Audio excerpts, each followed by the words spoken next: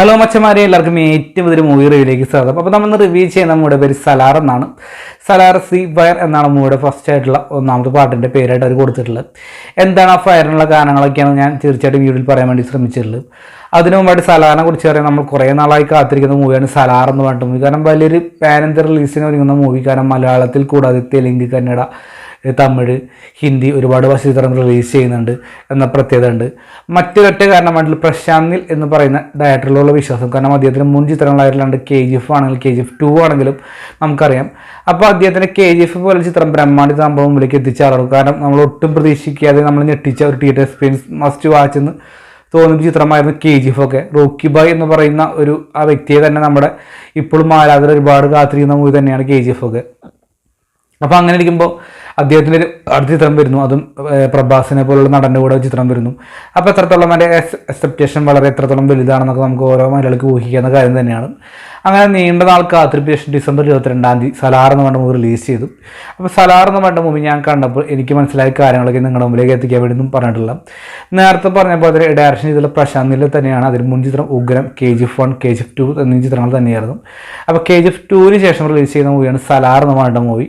ഇത് കാസ്റ്റ് നോക്കി കഴിഞ്ഞാൽ നമ്മുടെ പ്രഭാസ്, പൃഥ്വിരാജ് കുമാരൻ, അതുപോലെ തന്നെ ശ്രുതിഹാസൻ, നമ്മുടെ ഡാഡി ഗിരിജയ് വന്ന ജഗതിപതി ബാബു, ബോബി സിംഹ തുടങ്ങിയ ചിത്രത്തിലുണ്ട്. അപ്പോൾ അത്രയും നല്ല നല്ല കാസ്റ്റിംഗ് ഒക്കെ തന്നെയാണ് ചിത്രത്തിൽ. എന്ന് വെച്ചാൽ അവരെ ഒതുക്കി കൂടെ പറഞ്ഞാൽ അവരെക്കാൾ ഒരുപാട് താരങ്ങൾ ചിത്രത്തിലുണ്ട്.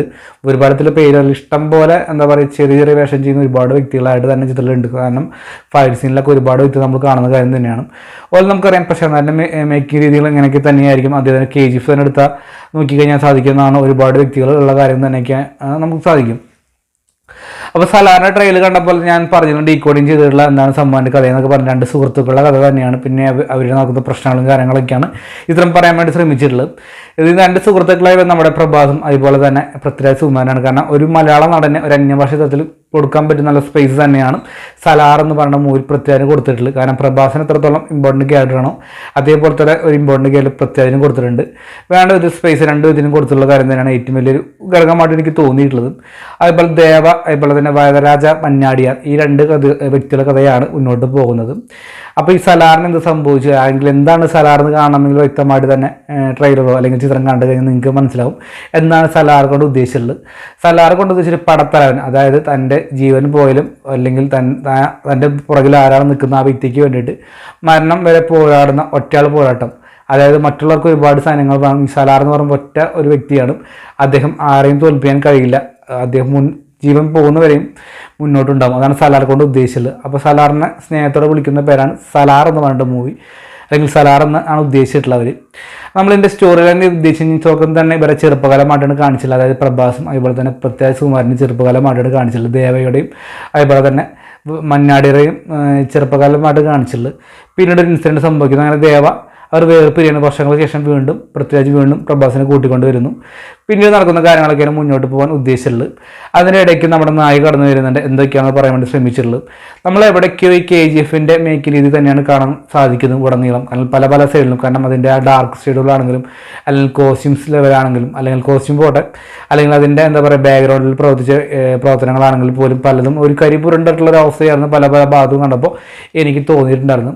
പിന്നെ കുറച്ച് റിച്ച്നെസ് ആയിട്ട് ഉപയോഗിച്ചതെന്ന് വെച്ച് കഴിഞ്ഞാൽ ഉപയോഗിക്കുന്ന കുറച്ച് കെട്ടിടങ്ങളുണ്ട്, ബിൽഡിങ്ങുകൾ, അതുപോലെ ലൈറ്റ് അറേഞ്ച്മെൻറ്റ്, അത് തന്നെയാണ് എനിക്ക് തോന്നുന്നു ഏറ്റവും വലിയ ബഡ്ജറ്റായിട്ട് എനിക്ക് തോന്നിയിട്ടുള്ളത്. അപ്പോൾ ഈ സുഹൃത്തുക്കൾ തമ്മിലുള്ള പോരാട്ടം അല്ലെങ്കിൽ സലാറിൽ എന്ന കഥയാണ് മുന്നോട്ട് പോയിട്ടുള്ള ശ്രമിച്ചിട്ടുള്ളത്. അപ്പോൾ ഈ വ്യക്തി വർഷങ്ങൾക്ക് ശേഷം നാട് വിട്ട് പോകുന്നു. അതായത് അദ്ദേഹത്തിൻ്റെ പേര് പോലും അവർക്കും അറിയില്ല. ഇയാളോടെ ജീവിച്ച് ഒരുപാട് വ്യക്തികൾ തേടി നടക്കുന്ന ഒരു കഥാപാത്രമായിട്ടാണ് പ്രഭാസ് വരാൻ വേണ്ടി ശ്രമിച്ചിട്ടുള്ളത്. പക്ഷെ എല്ലാവരും ഭയപ്പെടുന്നു. എനിക്ക് തോന്നുന്നു ഇങ്ങനെയൊക്കെ പറച്ച് കഴിഞ്ഞാൽ വേറെ പല അവസ്ഥമാരാണ്, വേറെ വല്ല രോഗം വരും തോന്നുന്നുണ്ട്. കാരണം പ്രഭാസിൻ്റെ പേര് അല്ലെങ്കിൽ ആ ഫോട്ടോ കാണുമ്പോൾ തന്നെ ഒരുപാട് കിടന്നിങ്ങനെ കിടന്നിങ്ങനെ ഉടുക്കിട്ടുമ്പോൾ ഇങ്ങനെ കിടന്നിങ്ങനെ വിറയ്ക്കുന്ന ഭാഗം കാണിക്കുന്നുണ്ട്. എനിക്കും ഞാൻ കണ്ടതിൽ വെച്ച് കുറേ കാലം ശേഷം ഇത്രയേറെ വിറച്ചിട്ടുള്ളൊരു സിനിമ വേറെ കഥാപാത്രത്തിന് കൊടുത്തിട്ടുണ്ടാവില്ല. കാരണം ഇതിന് ഇൻ്റർവ്യൂവിന് തൊട്ട് മുമ്പായിട്ട് എല്ലാവരും കൂടി വിറച്ച് വെള്ളം കുടിക്കുന്ന സീനൊക്കെ കാണിക്കുന്നുണ്ട്. എന്ന് വെച്ച് കഴിഞ്ഞാൽ ഭയപ്പെട്ടിട്ട് ഒരുപാട് പേടിച്ച് ഓടുന്നു. കുറേ പേര് ഇങ്ങനെ ഈ വണ്ടിയുടെ ഇടയിൽ കിടന്നിട്ട് ഇങ്ങനെ ഉടുക്കിട്ട് പോലെ ഇങ്ങനെ കിടന്നിങ്ങനെ പടയുന്ന ഭാഗം കാണിച്ചിട്ടുണ്ട് ഭയപ്പെട്ടിട്ട്. അപ്പോൾ അത്രയും ഒരു ഇമ്പോർട്ടൻ്റ് ക്യാരക്ടറാണ് സലാർ എന്ന് പറഞ്ഞുള്ള വ്യക്തി.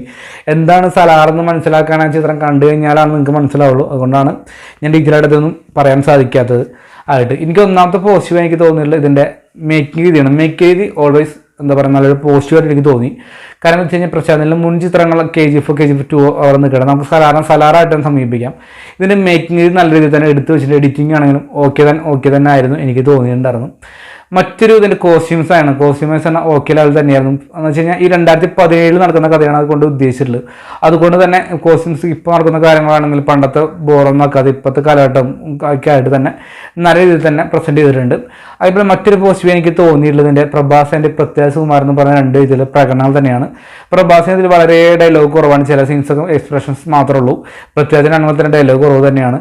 എനിക്കൊന്നും അദ്ദേഹം ഇൻ്റർവെല്ലിന് ശേഷമാണ് പൃഥ്വിരാജ് ഇതിൽ വന്നിട്ടുള്ളത്. അല്ല, പ്രഭാസിനാണെങ്കിൽ ആക്ഷൻ സീക്വൻസ് ഒക്കെ നല്ല രീതിയിൽ തന്നെ വർക്കൗട്ട് ആവാൻ ശ്രമിച്ചത്. നമുക്ക് RDX പോലെ നമ്മൾ അതിൽ കണ്ടുള്ള വ്യക്തിയാണ് നമ്മൾ. അതിനേക്കാൾ അല്ലെങ്കിൽ എന്താ പറയുക RDXനേക്കാൾ 100 ഇരട്ടി അല്ലെങ്കിൽ വേണ്ട ഒരു ഡബിൾ മടങ്ങ് ഇരട്ടിയൊക്കെ ഇതിൻ്റെ ഫൈറ്റ് സീൻസൊക്കെ നമ്മുടെ സലാറിൽ കാണാൻ സാധിക്കുന്നുണ്ട്. സലാർ നല്ലൊരു ആക്ഷനായിട്ട് തന്നെയാണ് അവർ ഒരുക്കി വെച്ചിട്ടുണ്ടായിരുന്നത്. ഒരു കാര്യങ്ങളൊക്കെ ആക്ഷൻസൊക്കെ നല്ല രീതിയിൽ തന്നെ എനിക്ക് ഇഷ്ടപ്പെട്ടു. കാരണം വെച്ചാൽ തുടക്കത്തിൽ തന്നെ പ്രഭാസിനെയും ഒരു മൈൻഡിൽ വെച്ചിട്ട് ഒരു ഫൈറ്റ് സീൻ കാണിക്കുന്നത് നമ്മുടെ നായികയുമായിട്ടുള്ള സീനിൽ. അത് കഴിഞ്ഞ് പൃഥ്വിരാജും പ്രഭാസ് നിൽക്കുമ്പോൾ ഒരു ബാഹുബലിയുടെ മുമ്പ് വെച്ചിട്ട് ഫൈറ്റ് സീൻ കാണിക്കുന്നുണ്ട്. അങ്ങനെ ഒരുപാട് ഇൻ്റർവ്യൂ ശേഷമാണ് ആ സീൻസൊക്കെ വന്നിട്ടുള്ളത്. അങ്ങനെ 1-2 സീൻസൊക്കെ ആയപ്പോൾ തന്നെ അതിൻ്റെ ക്ലൈമാക്സ് സീൻസിൽ കുറച്ച് ഫൈറ്റ് സീൻ വരുന്നുണ്ട്. ആ കാര്യങ്ങളൊക്കെ സെറ്റ് തന്നെയായിരുന്നു. മറ്റെനിക്ക് എടുത്ത് പറയാനുള്ളത് ഇതിൻ്റെ ഇൻ്റർവെൽ പഞ്ചാണ്. ഇൻ്റർവെൽ പഞ്ച് എന്ന് പറയുമ്പോൾ ഗംഭീരമായിട്ടുള്ള ഒരു അന്യായമായ ലെവൽ തന്നെയാണ് കൊടുത്തിട്ടുള്ളത്. കാരണം എനിക്ക് തോന്നുന്നു ലിയോ ഇത്ര ബിൽഡപ്പ് കൊടുത്ത പോലെ അല്ലെങ്കിൽ KG നമ്മുടെ ഇതിൽ കുറേ കാല ശേഷമായിട്ടായിരിക്കും തോന്നുന്നു ഇത്രയുടെ ബിൽഡപ്പ്. ഏകദേശം ഒരു 10 മിനിറ്റിന് അടുത്തായിട്ട് ഇത്രയും ബിൽഡപ്പ് കൊടുത്തിട്ടാണ് ഇൻ്റർവെൽ സംഭവം എന്ന് പറയുമ്പോൾ ഗംഭീരമായിട്ടുള്ള ഇൻ്റർവെൽ തന്നെയാണ്. കാരണം ഇൻ്റർവെല്ലിൽ ഇറങ്ങുന്ന ഓരോ വ്യക്തിക്കും സെക്കൻഡ് ഹാഫിൽ എന്തായാലും തീയാവും എന്നുള്ള രീതിയിലായിരിക്കും ഓരോ വ്യക്തികളും കയറിയിട്ടുണ്ടാവുക. പക്ഷെ ആ തീ അണഞ്ഞൊരു അവസ്ഥയായിരുന്നു സെക്കൻഡ് ഹാഫിൽ കണ്ടപ്പോൾ എനിക്ക് തോന്നിയിട്ടുണ്ടായിരുന്നു. ഭയങ്കര ലാൻഡിങ് തന്നെയായിരുന്നു ഏറ്റവും അനുഭവപ്പെട്ട ഘടകമായിട്ട് എനിക്ക് തോന്നിയിട്ടുള്ളത്. മറ്റൊരു ഘടകമായിട്ട് തോന്നിയതിൻ്റെ മറ്റൊരു പോസ്റ്റിൽ പറയേണ്ട ഒരു ഘടകം തന്നെയായിരുന്നു ഇതിൻ്റെ ക്ലൈമാക്സിലുള്ള ട്വിസ്റ്റ്. പക്ഷെ നമ്മൾ ഈ ചിത്രം കണ്ട ഓരോ വ്യക്തിക്കാണെങ്കിലും ഊഹിക്കാമെന്നുള്ളൂ. കാരണം ഇത് ഏത് ലെവയ്ക്കാണ് പോകണമെങ്കിലും നമുക്ക് ഞാനടക്കം ചിന്തിച്ചു ഒരു പക്ഷേ ഈ കഥാപാത്രമായിരിക്കും ആ കഥാപാത്രം ലാസ്റ്റ് കണ്ടിട്ട് ചെയ്യുന്നുണ്ടാവുക. അതേപോലെ തന്നെ സംഭവിച്ചിട്ടുണ്ടാകും. നമുക്ക് ചില വ്യക്തികൾ ഊഹിക്കാവുന്ന കാര്യം തന്നെയാണ് ട്വിസ്റ്റായിട്ട് കൊണ്ട് ഉദ്ദേശിച്ചിട്ടുള്ളത്. പക്ഷേ എൻ്റെ ട്വിസ്റ്റ് എന്ന് വെച്ച് കഴിഞ്ഞാൽ സെക്കൻഡ് പാർട്ടിലോട്ടുള്ള എൻഡിങ് കൊണ്ട് തന്നെ അവസാനിപ്പിച്ചു.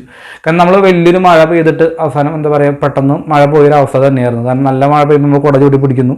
പെട്ടെന്ന് നമ്മൾ ചില സമയത്ത് നമുക്കറിയാം സാധിക്കും കാര്യം തന്നെയാണ് നല്ല മഴ പെയ്യുന്ന സമയത്ത് പെട്ടെന്ന് ചിലപ്പോഴായിരിക്കും മഴ കണ്ടപ്പോൾ ഒറ്റയടിക്ക് പോയിട്ടുണ്ടാവുക. അത് അവസ്ഥ തന്നെയാണ്. കാരണം തുടക്കം ഭയങ്കര ആളിക്കത്തി വന്നിട്ട് അവസാനം കൊണ്ട് എത്തിപ്പിക്കും ഒന്നും ശൂന്യത ആക്കി കളഞ്ഞു. അത് കണ്ടപ്പോൾ എനിക്ക് തോന്നിയിട്ടുണ്ടായിരുന്നു.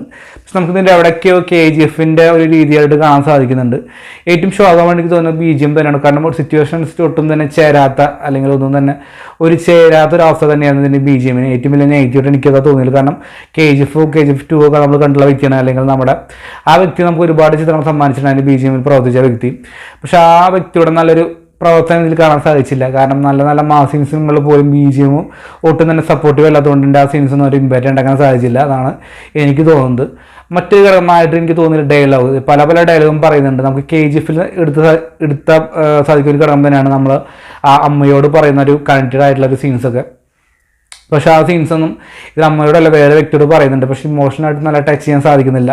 പല മാസ് ഡയലോഗ് പറയുമ്പോഴും കാണുന്ന പ്രേക്ഷകർക്ക് ഒരു മാസ് അല്ലെങ്കിൽ ഒരു രോമാഞ്ചം കൈയടിക്കുന്ന സീൻസൊന്നും ഒന്നും തന്നെ ഒരു ഇമ്പാക്റ്റ് ഉണ്ടാക്കാൻ സാധിക്കുന്നില്ല. അതായത് ഡയലോഗ്സിന് പോലും അതുപോലെ ഇമോഷണൽ ആണെങ്കിൽ പോലും ഈ തുടക്കത്തിൽ കുറച്ച് ഇമോഷൻസ് കാണിക്കുന്നത് കണക്റ്റ് ആവുന്നില്ല. എന്താണ് ഈ കഥാപാത്രം തമ്മിലുള്ള ഇൻറ്റിമസി അല്ലെങ്കിൽ എങ്ങനെയാണ് ഇവർ സുഹൃത്തുക്കളാകുന്ന രീതിയിൽ തന്നെ കണ്ടിങ് ആവാൻ ശ്രമിക്കുന്നില്ല പല ഭാഗത്തും. അതുപോലെ തന്നെ എന്താ പറയുക ഇമോഷണലായിട്ട് തന്നെ ടച്ച് ചെയ്യാൻ സാധിക്കുന്നില്ല. അങ്ങനെ ഒരുപാട് നെഗറ്റീവായിട്ടുള്ള ഘടകങ്ങളൊക്കെ ഇതിൽ തന്നെ ഉണ്ട്. അതുപോലെ നമ്മൾ KGF എടുത്ത് സാധിക്കുക അമ്മയും മകനും തമ്മിലുള്ള ഒരു ബോണ്ടിൻ്റെ ഒരു കഥ പറയുന്നുണ്ട്. ഇതിൽ 2 സുഹൃത്തുക്കളുടെ കഥയാണ്. പക്ഷേ ഇതിൽ അമ്മയും മകനും പറയുമ്പോൾ ഏറ്റവും വലിയ നെഗറ്റീവായി എനിക്ക് തോന്നിയിട്ടുള്ള അമ്മ കഥാപാത്രം ചെയ്ത ആ വ്യക്തിയാണ്. കാരണം പല ഭാഗത്തും അലർച്ച കാണാൻ ഭയങ്കര വെറുപ്പിൽ തന്നെയാകും. അതുപോലെ തന്നെ വില്ലത്തി സൈഡിൽ വേറെ വ്യക്തി വരുന്നുണ്ട് ഇങ്ങനെ എപ്പോഴും ഇരുട്ടത്തിരുന്നിട്ടുള്ളത്. അതും ഭയങ്കര വെറുപ്പികൾക്ക് കഥാപാത്രമായിട്ട് എനിക്ക് തോന്നിയിട്ടുണ്ടായിരുന്നു. അതുപോലെ തന്നെ എനിക്ക് തോന്നിയിട്ടുള്ള മറ്റൊരു കഥാപാത്രമായിട്ട് നമ്മുടെ പല തെലുങ്ക് പടത്തിലൊക്കെ വില്ലനായിട്ടുള്ള ഒരു വ്യക്തിയുണ്ട് ഇതിൽ കാണാൻ സാധിക്കും. പക്ഷെ എനിക്ക് അദ്ദേഹത്തിൻ്റെ പേര് ഞാൻ മറന്നുപോയി. അദ്ദേഹം അഭിനയിച്ച് ചില ചിത്രങ്ങൾ പേര് പെട്ടെന്ന് കിട്ടുന്നില്ല. അദ്ദേഹം ഭയങ്കര വെറുപ്പിലാണ് എനിക്ക് തോന്നി. കണ്ണൊക്കെ ചിമ്പിയിട്ടുള്ള അവസ്ഥ തന്നെയായിരുന്നു. പിന്നെ നമ്മുടെ ഡാഡി ഗിരിജ അത് ജഗതി ബാബു അദ്ദേഹം കുഴപ്പമില്ല ഇതിൽ തന്നെ ചെയ്തിട്ടുണ്ട്. പ്രഭാസിൻ്റെ തിരിച്ചുവരും ഞാൻ പറയാൻ സാധിക്കില്ലെങ്കിൽ പോലും പ്രഭാസിന് കൊടുത്ത റോൾ തന്നെ അദ്ദേഹം ഗംഭീരമായി തന്നെ ചെയ്തു. ആക്ഷൻസ് ആണെങ്കിലും നല്ല ലുക്ക് തന്നെയാണ് പ്രഭാസിനെ പ്രസൻറ്റ് ചെയ്തിട്ടുള്ളത്. പൃഥ്വിരാജ് ആണെങ്കിലും പൃഥ്വിരാജിന് കൊടുത്തുള്ള സീൻസും കാര്യങ്ങളൊക്കെ അദ്ദേഹം ഓക്കെ ചെയ്തു. പക്ഷേ ഇതിൻ്റെ എനിക്ക് തോന്നിയിട്ടുള്ളത് ഇതിൻ്റെ ഡയലോഗാണ്. ഡയലോഗ് വളരെ മോശമായിട്ടുള്ള അവസ്ഥയായിരുന്നു. കാരണം കാണുന്ന പ്രേക്ഷകനൊട്ടും തന്നെ ഒരു ഇമ്പാക്റ്റ് ഉണ്ടാക്കാൻ സാധിക്കുന്നുണ്ടായിരുന്നില്ല. പക്ഷേ ഇതിൻ്റെ ഏറ്റവും വലിയ പോസിറ്റീവ് ഞാൻ നേരത്തെ പറഞ്ഞ പോലെ തിയേറ്റർ എക്സ്പീരിയൻസ് തന്നെയാണ്. കാരണം ഒരു വട്ടം കാണാമെങ്കിലും കണ്ട് മറക്കാവുന്ന രീതിയിൽ തന്നെയാണ് ഇതിന് സെക്കൻഡ് പാർട്ട് വരുന്നുണ്ട്. പക്ഷേ എനിക്ക് തോന്നുന്നു KGF 2 ശേഷം നമ്മൾ KGF 3 കാത്തിരുന്ന പോലെ തോന്നും ഒരിക്കലും ഈ ചിത്രത്തിന് വേണ്ടി ആരും കാത്തിരിക്കില്ല. കാരണം ഭയങ്കര ഡ്യൂറേഷൻ ആണെങ്കിൽ എവിടെയും തന്നെ ഒരു ഇൻറ്റിമസി കിട്ടുന്നില്ലെന്നാണ് കണ്ടപ്പോൾ എനിക്ക് തോന്നിയിട്ടുണ്ടായിരുന്നു. കുറേ നേരം നിന്ന് കഴിഞ്ഞാൽ ചന്തി വെനിച്ച് പോരാന്നല്ലാണ്ട് വേറെ അവസ്ഥ എനിക്ക് ഉണ്ടായിരുന്നില്ല. കണ്ടപ്പോൾ എനിക്ക് അങ്ങനെയാണ് തോന്നിയത്. കാരണം വെച്ച് കഴിഞ്ഞാൽ ഇൻ്റർവെല്ലിന് ശേഷം ഭയങ്കര കല്ലുകടിയായിരുന്നു. പണ്ടാം തീരുന്നില്ലെന്ന അവസ്ഥയാണ് എനിക്ക് തോന്നിയിട്ടുണ്ടായിരുന്നത്. കാരണം തുടക്കമൊക്കെ നല്ല ഗംഭീരമായി കൊടുത്തു. ഇൻ്റർവെല്ലൊക്കെ നല്ല രീതിയിൽ തന്നെ നൈസായിട്ട് തന്നെ ഒരു ഇമ്പാക്റ്റ് ഉണ്ടാക്കി. പക്ഷേ ഇൻ്റർവെല്ലിന് ശേഷം ഒരു അണഞ്ഞു പോയൊരു തീ പോലെ എനിക്ക് തോന്നിയിട്ടുണ്ടായിരുന്നു. കാരണം ഒട്ടും തന്നെ ഒരു ഇമ്പ്രസീവായി കഴിഞ്ഞാൽ പല ഭാഗങ്ങളും തോന്നില്ല. അവസാനമായിട്ട് എനിക്ക് ക്ലൈമാക്സിൽ ഒരു ഫൈറ്റ് സീൻ കാണിക്കുന്നുണ്ട്. അത് സെറ്റായിരുന്നു അട്വിസ്റ്റും. അല്ലാണ്ട് വേറൊരു പരിപാടിയും തന്നെ ഇതിൽ കണ്ടിട്ട് എനിക്ക് ഒരു ഇമ്പ്രസീവ് എനിക്ക് തോന്നിയില്ല. എനിക്കെന്താ സലാർ എന്ന് പറയുന്ന മൂവി ഒരു തവണ കണ്ടു മറക്കുന്ന അവസ്ഥയാണ് എനിക്ക് കണ്ടപ്പോൾ തോന്നിയത്. പക്ഷേ തിയേറ്റർ എക്സ്പീരിയൻസ് മസ്റ്റാണെന്ന് ചോദിച്ചാൽ തിയേറ്ററിൽ കാണാമെന്നുള്ളതൊക്കെ സലാറിലുണ്ട്. പക്ഷെ ഒരു തവണ കാണാവുന്നേ ഉള്ളൂ സലാറിൽ. ക്ഷമ അതുപോലെ തന്നെ പരീക്ഷണം, ഒരു ക്ഷമയുടെ പരീക്ഷണം തന്നെയാണ് സലാർ കണ്ടപ്പോൾ എനിക്ക് തോന്നിയത്. അപ്പോൾ സലാറിനെ കുറിച്ച് എന്താണ് നിങ്ങളുടെ അഭിപ്രായം കമൻറ്റ് ബോക്സിൽ രേഖപ്പെടുത്തുക. നമ്മുടെ വീഡിയോ ഇഷ്ടപ്പെട്ട സപ്പോർട്ട് ചെയ്യുക. Bye friends.